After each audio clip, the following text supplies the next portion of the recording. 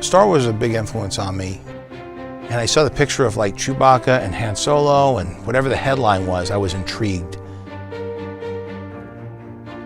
It was just like, it just pinned my ears back just looking at that thing, and I was just mouth agape.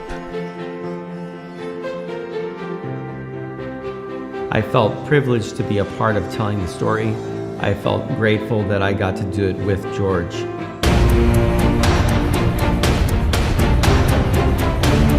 The Mandalorian, it's interesting. I mean, we all know the helmet, but the helmet is Boba Fett. And that was a big challenge in the beginning of this. And John and I went round and round like, well, how do we tell the story?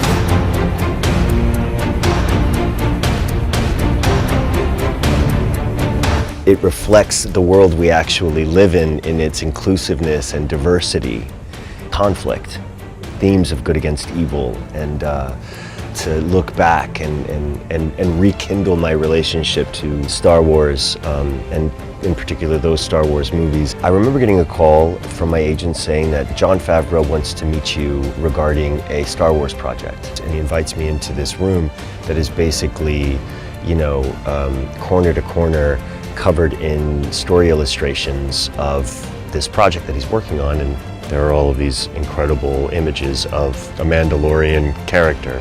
I love the opportunity to make him as human and as accessible as possible, which is strange to say because it's impossible to get to him because he's covered in armor from head to toe. He's relatable. We're all kind of covered in our own armor, you know, and terrified of taking that armor off.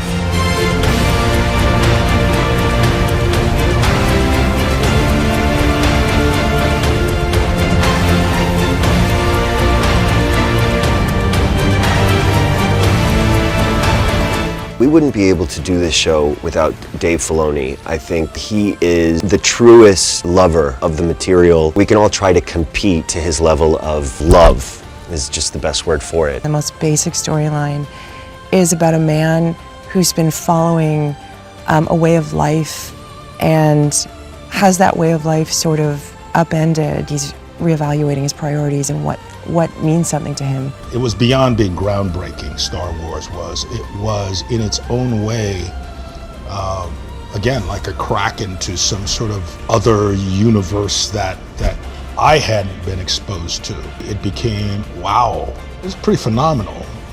Not only what it was at the time, but what it has become. This is really good in storytelling. And it has a lot of openings for complete fantasy. They all know what they are doing. They all have vision, and I think it's basically Jon Favreau's vision. These video walls where you could have green just behind the actor and then interactive light, which we used on Jungle Book also. This new technology brings filmmaking back where it has been and where it should be.